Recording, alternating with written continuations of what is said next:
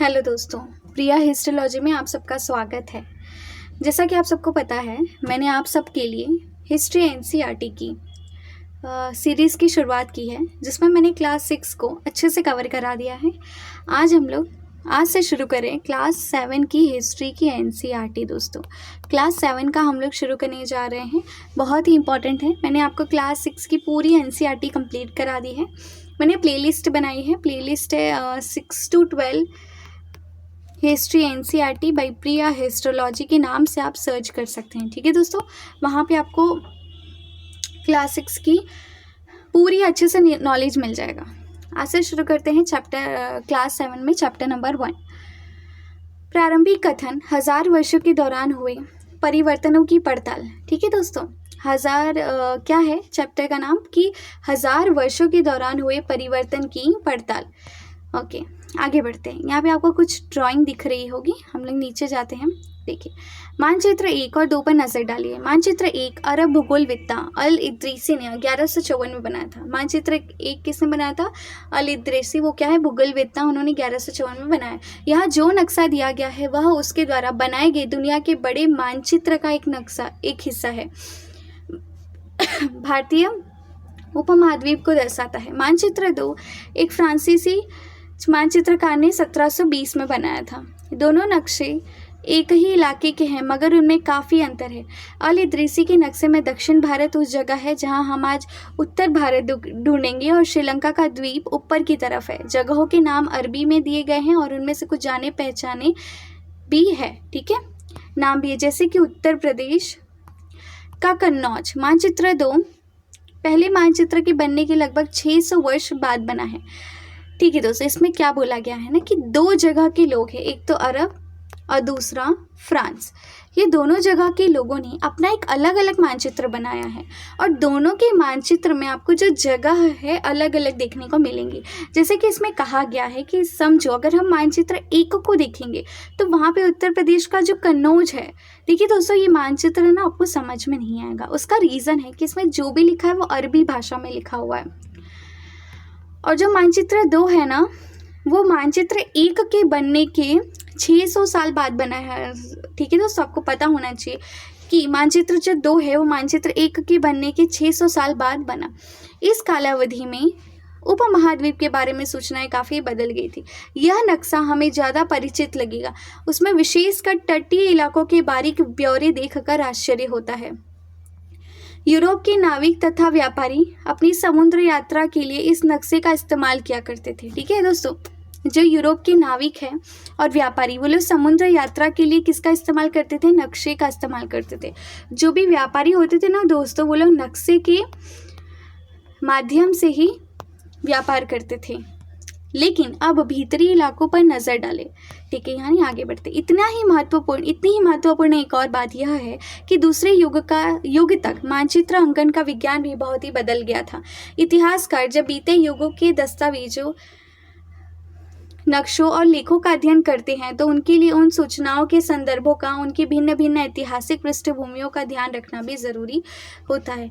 नई और पुरानी शब्दावली। अगर समय के साथ साथ सूचनाओं के संदर्भ बदलते हैं तो भाषा और अर्थों के साथ क्या होता है? मतलब क्या बोला गया दोस्तों कि अगर समय के साथ, ठीक है, अगर समय के साथ साथ सूचना भी बदलती तो हम भाषा और अर्थों से क्या समझते? ऐतिहासिक अभिलेख कई तरह की भाषाओं में मिलते हैं और ये भाषाएं भी समय के साथ साथ बहुत बदली हैं। उदाहरण के लिए मध्य युग की, मतलब उनका कहने का मतलब दोस्तों यही है कि जैसे कि समय बदल रहा है, ठीक है, हम ऐसा अगर सोचें कि अगर समय बदले साथ साथ में भाषा भी बदले, ठीक है, तो जैसे कि पहले समय कुछ और था, भाषा कुछ और थी, आज समय कुछ और है, भाषा कुछ और है, तब तो यहाँ पे परेशानी आ जाएगी ना। फिर हमें समझने में मुश्किल होगा कि पहले के टाइम पे जो भी अभिलेखों पे लिखा हुआ था वो क्या लिखा हुआ था। ठीक है दोस्तों, आपको चीज़ें समझ में आ रही है? मैं आपसे क्या कहना चाह रही हूँ कि ऐसा नहीं होना चाहिए कि समय बदलने के साथ साथ भाषा भी बदले, क्योंकि ये एक समस्या पैदा करेगी। क्योंकि अगर भाषा भी बदलेगी दोस्तों तो हमें चीज़ों को समझने में भी तकलीफ होगा, कठिनाई होगी। ऐतिहासिक अभिलेख कई तरह की भाषाओं में मिलते हैं और ये भाषाएं भी समय के साथ साथ बहुत बदली हैं। उदाहरण के लिए मध्य युग की फारसी आधुनिक फारसी भाषा से भिन्न है। ठीक है दोस्तों, जो मध्य युग की फारसी भाषा है ना, वो आधुनिक फारसी भाषा से भिन्न है। यह भिन्नता सिर्फ व्याकरण शब्द भंडार में ही नहीं आई है, समय के साथ साथ शब्दों के अर्थ भी बदले जाते हैं। उदाहरण के लिए हिंदुस्तान शब्द ही ले लीजिए, आज हम इसे आधुनिक राष्ट्र भारत के अर्थ में लेते हैं। ठीक है दोस्तों, मतलब यहाँ पे बोला गया है कि पहले ऐसी बहुत सारी भाषाएं थी जो कि आज की भाषाओं में उसमें अंतर देखने को मिलेगा। जैसे मध्य युग की जो फारसी भाषा थी वो आधुनिक युग की फारसी भाषा से अलग है। जैसे हम पहले भारत को अपने देश को हिंदुस्तान कहते थे, आज हम उसे भारत कहते हैं। और अब तो ठीक है, इंडिया से क्या बन गया है देश? भारत। 13वीं सदी में जब फारसी के इतिहासकार मिन्हाज सिराज ने हिंदुस्तान शब्द का प्रयोग किया था तो उसका आशय पंजाब, हरियाणा, गंगा यमुना के बीच में स्थित इलाकों से था। उसने इस शब्द का राजनीतिक अर्थ में उन इलाकों के लिए इस्तेमाल किया जो दिल्ली के सुल्तान के अधिकार क्षेत्र में आते थे। सल्तनत के प्रसार के साथ साथ इस शब्द के अंतर्गत आने वाले क्षेत्र भी बढ़ते गए, लेकिन हिंदुस्तान शब्द में दक्षिण भारत का समावेश कभी नहीं हुआ। क्या बोला है दोस्तों कि जैसे अलग अलग साम्राज्य आए, अलग अलग सम्राट आए, तो अलग अलग सम्राटों ने जगहों का अलग अलग नाम घोषित किया। ठीक है दोस्तों, जैसे ही उन्होंने अलग अलग नाम घोषित किया तो फिर उसे क्या देखने को मिला कि लोगों ने देश की संज्ञा अलग अलग दी। जैसे कि कुछ सम्राट के लिए हिंदुस्तान से उत्तर तक का क्षेत्र था, कुछ सम्राट के लिए हिंदुस्तान के क्षेत्र में दक्षिण का हिस्सा शामिल नहीं था। ऐसे जैसे कि 16वीं सदी के आरंभ में बाबर ने हिंदुस्तान शब्द का प्रयोग इस उपमहाद्वीप के भूगोल, पशु पक्षी और यहाँ के निवासियों की संस्कृति का वर्णन करने के लिए किया। ठीक है, बाबर ने किस शब्द का प्रयोग किया? हिंदुस्तान। और किस लिए किया? इस उपमहाद्वीप के भूगोल, पशु पक्षी और यहाँ के निवासियों की संस्कृति का वर्णन करने के लिए किया। यह प्रयोग 14वीं सदी के कवि अमीर खुसरो द्वारा प्रयुक्त शब्द हिंद। ठीक है दोस्तों, अमीर खुसरो ने भारत के लिए प्रयुक्त किया था हिंद, कि ही कुछ कुछ सामान था। मगर जहाँ भारत को एक भौगोलिक और सांस्कृतिक सत्व के रूप में पहचाना जा रहा था, वहाँ हिंदुस्तान शब्द से वे राजनैतिक और राष्ट्रीय अर्थ नहीं जुड़े थे जो हम आज जोड़ते हैं। किसी भी शब्द का प्रयोग करने में इतिहासकारों को बहुत सावधान रहना चाहिए। ठीक है दोस्तों, अगर हम किसी भी शब्द का प्रयोग कर रहे हैं ना, हम नहीं इतिहासकार, तो उन्हें बहुत सावधानी से वो शब्द का वर्णन करना चाहिए ताकि जो भी पढ़ने वाला है उसे उस चीज़ के बारे में अच्छे से जानकारी हो। समझिए, मान लो हम इतिहास पढ़ रहे हैं, ठीक है, हमने देखा कि एक शासक ने किसी और क्षेत्र को भारत कहा, दूसरे शासक ने किसी और क्षेत्र को भारत कहा, और कोई तीसरा शासक आया उसने किसी और क्षेत्र को भारत किया। फिर ये हमारे दिमाग में कन्फ्यूज़न, एक उलझन पैदा कर देता है कि हम किस जगह को, किस क्षेत्र को संपूर्ण रूप से भारत या हिंदुस्तान माने। ठीक है दोस्तों, या फिर अलग अलग लोगों ने देश के लिए अलग अलग नाम प्रयुक्त किया। फिर भी हमारे लिए जो भी पढ़ने वाले होते, पाठक होते हैं, उनके दिमाग में कन्फ्यूज़न क्रिएट करता है कि क्या जो हमारा देश है उसका सही नाम क्या है। उदाहरण के लिए विदेशी जैसा सीधा सादा शब्द ही ले लीजिए। हमारे लिए आज इसका अर्थ होता है ऐसा व्यक्ति जो भारतीय न हो। मध्य युग में मानो किसी गांव में आने वाला कोई भी अनजान व्यक्ति जो उस समाज या संस्कृति का अंग न हो, विदेशी कहलाता था। ठीक है दोस्तों, विदेशी कौन कहलाता था ऐसा अनजान व्यक्ति जो कि हमारी समाज और संस्कृति से परिचित न हो, वह हमारी समाज और संस्कृति का अभिन्न हिस्सा न हो, ऐसा व्यक्ति क्या कहलाता था दोस्तों? विदेशी कहलाता था। ऐसे व्यक्ति को हिंदी में परदेशी और फारसी में अजनबी कहा जा सकता है। इसलिए किसी नगरवासी के लिए वनवासी विदेशी होता था, किंतु एक ही गांव में रहने वाले दो किसान अलग अलग धार्मिक या जाति परंपराओं से जुड़े होने पर भी एक दूसरे के लिए विदेशी नहीं होते थे। ठीक है दोस्तों, हम जैसे कि मान लो एक ही गांव है और एक ही गांव में अलग अलग धार्मिक और जाति परंपरा के लोग रहते हैं, तो वे लोग भले ही अलग अलग जाति और धार्मिक परंपरा के हैं, परंतु वे एक दूसरे के विदेशी नहीं हैं। वे एक दूसरे को विदेशी नहीं कहेंगे। इसका रीज़न है कि वो लोग एक दूसरे की सामाजिक और आर्थिक परिस्थिति तथा धार्मिक परंपराओं से परिचित है, इसलिए वे एक दूसरे के लिए अजनबी या विदेशी नहीं कहलाएंगे। ठीक है दोस्तों, आते हैं हम आगे नेक्स्ट, इतिहासकार और उनके स्रोत।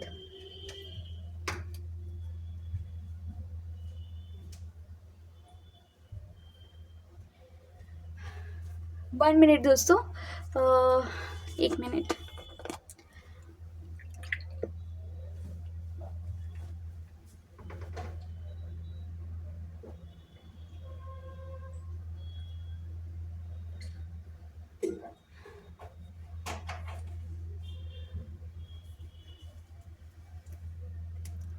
इतिहासकार और उनके शोध। इतिहासकार किस युग का अध्ययन करते हैं, उनकी खोज की प्रकृति क्या है, ये देखते हुए अलग अलग तरह के स्रोतों का सहारा लेते हैं। उदाहरण के लिए पिछले साल आपने गुप्त वंश के शासकों हर्षवर्धन के बारे में पढ़ा था।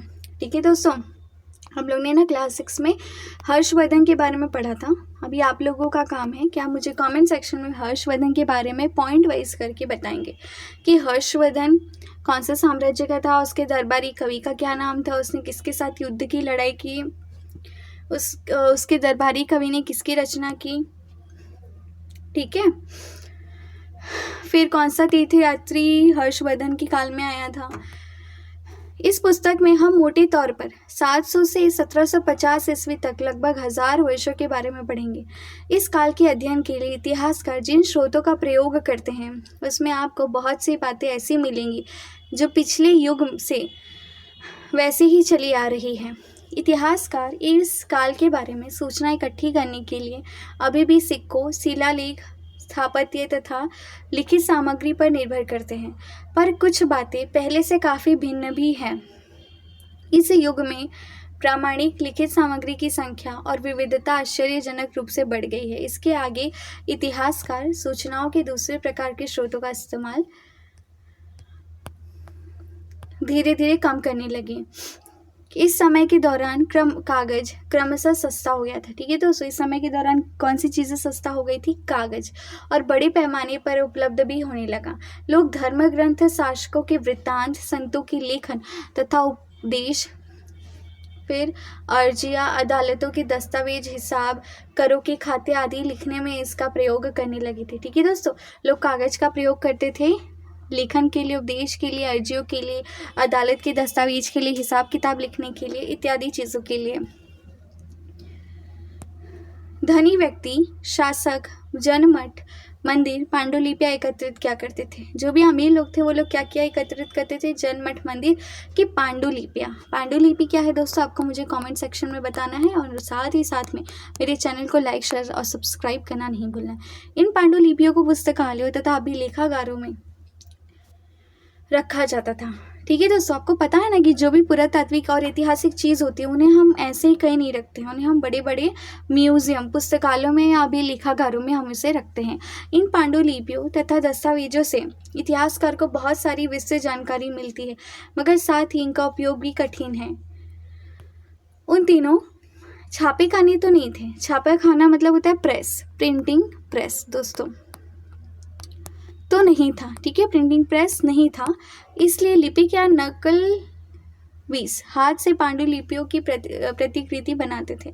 अगर आपने कभी किसी मित्र के गृह कार्य की नकल उतारी है तो आप जानते होंगे कि यह काम आसान नहीं है। कभी कभी आपको अपने मित्र की लिखावट समझ में नहीं आती होगी और आपको मजबूर होकर अंदाज ही लगाना पड़ता होगा कि क्या लिखा गया है। फलस्वरूप आपके लिखे में मित्र के लिखे हुए में कुछ मोटे मोटे